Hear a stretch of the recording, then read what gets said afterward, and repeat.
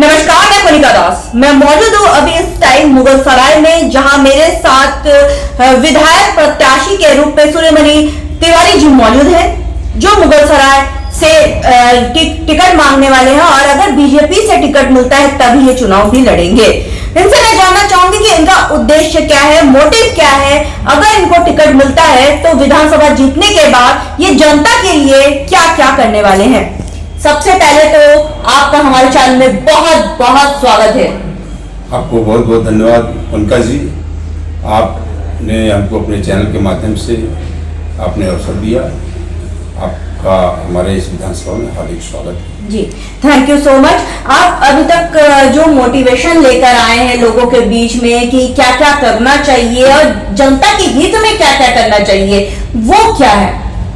हमारे यहाँ ये विधानसभा मुगल सराय विधानसभा यानी पंडित दीनदयाल उपाध्याय नगर के नाम से हम लोग इसको बुलाते हैं। और ये विधानसभा वाकई में हमारी भारतीय जनता पार्टी की लीडिंग विधानसभा होती है। दुर्भाग्य है कि हम लोग 2024 के चुनाव में लगभग 14,000 वोटों से चुनाव हम लोग हारे थे। इसमें कोई कारण रहा होगा, चाहे कार्यकर्ताओं की नाराजगी रही होगी या कुछ ऐसा हुआ होगा। इस वजह से हम लोग 2024 में यहाँ से हम लोग जो है चुनाव हारे हैं। लेकिन जो मुगल सराय विधानसभा हम लोग का यहाँ मेरा निवास है और यहाँ मूलभूत सुविधाएँ हैं। तो मूल बिजली, पानी, सड़क यहाँ मेन यहाँ मुद्दा है, खासतौर से इस आपको मैं करेक्ट करना चाहूंगी 2024 में या 2022 में, क्योंकि विधानसभा चुनाव 2022 में हुआ था। विधानसभा 2022 में हमारे यहाँ विधायक हैं रमेश जायसवाल जी, और वर्तमान की स्थिति यह है कि 2024 में हमारे यहाँ समाजवादी पार्टी के सांसद हैं वीरेंद्र सिंह जी, और हमारे सांसद के प्रत्याशी रहे माननीय डॉक्टर महेंद्र पांडे जी, जिनको हम लोग विकास पुरुष के नाम से जानते हैं जी। और वो आज के डेट में ये लोकप्रिय हैं, हम सबके नेता हैं। इस जनपद में विकास गंगा उन्होंने बहाई है, इसको नकारा नहीं जा सकता है। भले ही दुर्भाग्य है, किन्हीं कारणों से हम लोग चुनाव हारे हैं, जनता पश्चाताप कर रही है।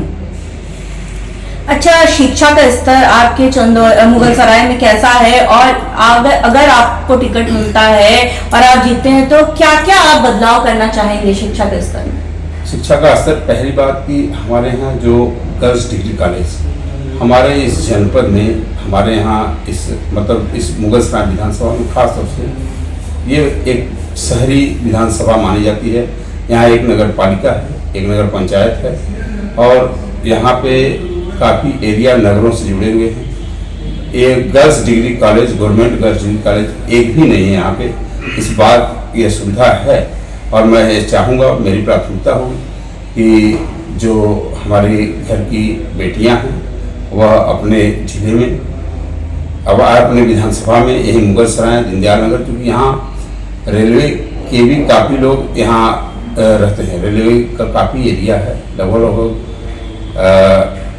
ये कह सकते हैं कि 10,000 एम्प्लॉय रेलवे के भी हमारे यहाँ पे हैं। उनके भी बच्चे कहीं कहीं बाहर जाते हैं और यह कह सकते हैं कि यहाँ कोयला मंडी है हमारे यहाँ Indian oil, Bharat petroleum, Hindustan petroleum सभी हैं, इनके भी परिवार यहाँ रहते हैं। तो बच्चों को कहीं कहीं बाहर जाना पड़ता है लड़कियों के लिए। हम चाहते हैं कि बेटियों की सुरक्षा जैसे हमारे योगी आदित्यनाथ जी और माननीय प्रधानमंत्री नरेंद्र मोदी जी कर रहे हैं, हम लोग भी अपने इस जनपद में, इस यहाँ पे दीनदयाल नगर में एक गर्ल्स डिग्री कॉलेज की स्थापना है। स्वच्छ भारत मिशन में आपकी क्या राय है? स्वच्छ भारत तो स्वस्थ भारत, स्वच्छता को लेकर आप अपने यहाँ पे मुगल सराय में क्या क्या रणनीति अपनाना चाह रहे हैं? मैं रणनीति की बात की जाए तो हमारा ये विषय रहा है, स्वच्छता मिशन हमारा विषय रहा है। मैं उस जगह से बिलोंग करता हूँ। एक गांव सभा हमारी बबरी गांव सभा, इसी से आप जिले में क्या इधर पूछेंगे तो चर्चित गांव है कि अगर सुबह से शाम तक वहाँ पे जो है आप सड़कों से आप गुजर नहीं सकते।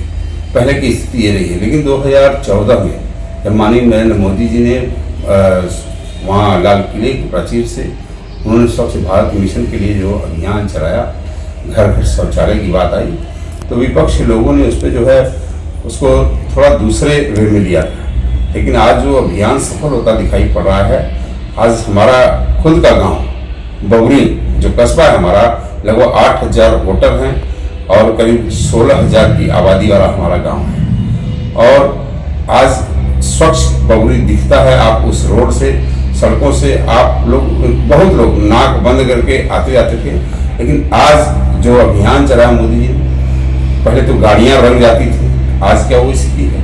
आज तो गाड़ियां आराम से हर गांव से गुजरती हैं, उन्हीं गलियों से, उन्हीं सड़कों से गुजरती, जहां पहले 2014 से पहले कितनी गंदगी हुआ करती थी। उस अभियान में हम लोग इसको और स्वच्छ बनाने में अपनी भूमिका हम लोग निभाएंगे। स्वास्थ्य की मैं बात करूं तो हमारे मुख्यमंत्री ब्रिजेश पाठक जी स्वास्थ्य मंत्री हैं, स्वास्थ्य के प्रति काफी जागरूक भी है। तो स्वास्थ्य को लेकर क्या आपने ड्रीम प्रोजेक्ट तैयार किया है कि क्या क्या करना चाहते हैं स्वास्थ्य को लेकर? हमारे यहाँ सभी गांव सभाओं में डॉक्टरों की उपलब्धता हो। हर गांव में या बड़े बड़े जो केंद्र हैं, सेंटर हमारे जो CSC हैं, PSC हैं, वहाँ पे डॉक्टर की टीम, मेडिकल टीम 24 आवर उपलब्ध रहे। हमारे जो लोग हैं कम से कम उनको वहाँ डॉक्टर की उपलब्धता इसलिए रहे कि रात बिरात 24 घंटे कभी इमरजेंसी सेवा पड़ सकती है, तो उनको कहीं बाहर न जाना पड़े। जो सुविधा है वो तत्काल हमारे उनके गाँव में ही मिले, हमारी एक प्राथमिकता है। अच्छा, यहाँ पे अगर मैं बात करूं तो महिलाओं के लिए कुछ खास कदम आप उठाना चाहेंगे कि महिलाओं को सुरक्षित रखा जा सके? और दूसरा हमारा सवाल ये होगा कि जो ग्राम प्रधान होते हैं, अभी मैं प्रधानों पर भी ट्रेनिंग का काम कर रही हूँ, प्रधानों का कहना है कि विधायक निधि से मुझे कुछ नहीं मिलता, विधायक हमारा सपोर्ट नहीं करते, तो आप चुनाव जीतने के बाद कितना प्रधानों का सपोर्ट करेंगे? ग्राम प्रधानों का 100% सपोर्ट करेंगे, क्योंकि वह एक पंचायत से चुन करके एक आने वाली वो कड़ी है। ग्राम प्रधान उस गांव का मुखिया होता है, जो जनता के द्वारा चुना जाता है। हम उनका 100% सपोर्ट करेंगे, उनको हर सुविधा से संतृप्त करेंगे। उनकी जो बातें होंगी विकास की, उसमें हम लोग कदम से कदम और कंधे से कंधा मिलाकर के चलने का प्रयास करेंगे। ये हमारी प्राथमिकता होगी, क्योंकि वही हमारा जनप्रतिनिधि, वही इकाई से हम लोग और आगे बढ़ेंगे। जिला पंचायत है हमारे क्षेत्र पंचायत सदस्य उससे भी नीचे आते हैं। हम सभी के साथ कदम से कदम मिलाकर चलने का। और महिलाओं की सुरक्षा के लिए क्या क्या करना है? महिलाओं की सुरक्षा 100% उसकी गारंटी हम इसलिए लेते हैं कि हमारी भी माँ बहन है, हमारी भी बेटियां हैं। उनको अगर कुछ हुआ तो उसके बेटी के साथ हो सकता है, इसलिए उसमें जरा सा भी चूक नहीं होगी। जितनी अधिक से अधिक कानूनी कार्रवाई के साथ साथ हम उनकी सुरक्षा का जिम्मा हम लोग स्वयं उठाएंगे। सरकार हमारी उठा रही है, उसके अलावा हम लोग और टीम बना करके इसको और जन जागरूकता के लिए फैलाएंगे, जन जागरण का अभियान चलाएंगे, महिलाओं को स्वावलंबी बनाएंगे, उनकी टीम तैयार होगी। महिलाएं खुद, जैसे हमारे यहाँ गुजरात में हो, मैं गुजरात में गया हूँ, बॉम्बे में गया हूँ, महिलाएं स्वावलंबी हैं। और कभी भी 12 बजे रात को भी, आज उत्तर प्रदेश में भी हमारे यहाँ योगी आदित्यनाथ की सरकार है, महिलाएं रात को 12 बजे भी आती ही जाती है, कोई फर्क नहीं। राजनीति की सफर की शुरुआत की मैं बात करूं तो राजनीति की सफर की शुरुआत आपकी कब से हुई है? मैं 2015 में जिला पंचायत सदस्य था। हमारा क्षेत्र पड़ता है चकिया विधानसभा क्योंकि सीट सुरक्षित होने पर मैं वहीं से अपने यहाँ सीट सुरक्षित हुई, तो मेरा सेक्टर नंबर 1 चकिया से मैं जिला पंचायत सदस्य बना। उसके बाद 2017 में पार्टी का मैं प्रत्याशी बना, मतलब भारतीय जनता पार्टी 2017 सकलिया विधानसभा के लिए हमको प्रत्याशी बनाया गया। दुर्भाग्य रहा, वहाँ पहले भारतीय जनता पार्टी 5657 वोट पाती थी, लेकिन मैं 66,000 प्लस वोट पाया था। अभी 2022 में मैं फिर पुनः प्रत्याशी, हमको पार्टी ने प्रत्याशी बनाया भारतीय जनता पार्टी से, और मैं 2022 में उससे ज़्यादा मत, यानी लगभग 72,000 मैं दोबारा पाया। वोट का इजाफा हुआ। चुनाव में इन्हीं कारणों से हारा, गठबंधन चूँकि नहीं था। हम लोग जो है राजभर जी, हमारे क्षेत्र में राजभर समाज के लोग ज़्यादा रहते हैं। जिन बूथों पे मैं 900 वोट पाया था, उन बूथों में मैं 300 वोट पाया।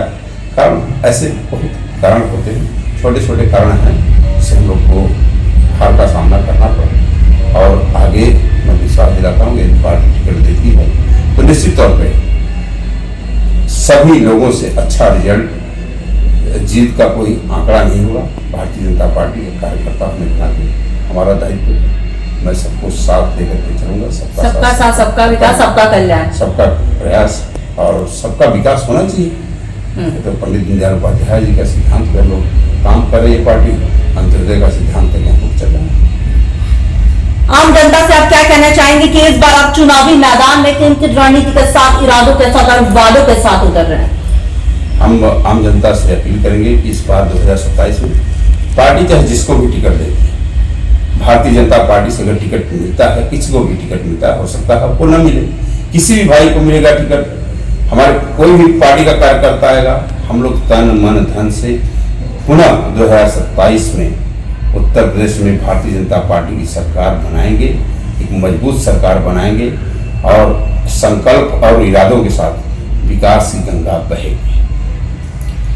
हमारे साथ विधायक प्रत्याशी मुगलसराय से मौजूद थे, जिन्होंने साफ तौर पे कहना है कि इन्होंने अथक प्रयास किए थे और करते रहेंगे और पार्टी चाहे किसी को भी टिकट देगी वो उस पर लगे रहेंगे। और सबसे बड़ी बात इन्होंने साफ तौर पे कहा है कि शिक्षा का स्तर ये आगे बढ़ाना चाहते हैं। और मैं दर्शकों को और सरकार को भी कहना चाहूंगी कि इनके पास ऑलरेडी 3 विद्यालय है और कईयों को निःशुल्क शिक्षा भी देते हैं। और जो जरूरतमंद लड़कियां होती है, हम लोगों ने जब एक्सटेंड किया हुआ था, एग्जिट पोलिंग लिया था, तो जनता द्वारा भी रिव्यू लिया जाता है और साफ तौर पर कहा है कि इनका निःशुल्क शिक्षा भी प्रदान होता है। और ऐसे अगर विधायक हमारे क्षेत्र में आते, मुगलसराय में आते हैं, जनता का भला होता है, तो ऐसे विधायक को एक बार मौका जरूर मिलना चाहिए, ऐसे विधायक बनने चाहिए। और सबसे बड़ी बात इन्होंने जो कही वो सबसे बड़ी बात प्रधानों के हित के लिए बात कही। हम पूरे उत्तर प्रदेश में काम कर रहे हैं और प्रधानों का ऐसी दयनीय स्थिति है, प्रधानों का कहना रहता है कि विधायक का साथ नहीं मिलता है, विधायक कोई हाई मास्क वगैरह नहीं लगाते हैं ना, विधायक कभी गांव में आते हैं और प्रधान पहली कड़ी होती है, पहली इकाई होती है सरकार बनाने की। जब आप प्रधान का साथ नहीं दे सकते तो फिर आप सफलता हासिल भी नहीं कर सकते। लेकिन इनका साफ तौर पे कहना है कि प्रधान हमारी पहली इकाई है और अगर हम विधायक बनते हैं तो प्रधानों का सबसे ज्यादा सपोर्ट किया जाएगा। देखने वाली बात बस ये होगी कि इस बार क्या होता है। वीडियो में राहुल शर्मा के साथ मैं कोलिका दास, आई न्यूज़ उत्तर प्रदेश, मुगलसराय।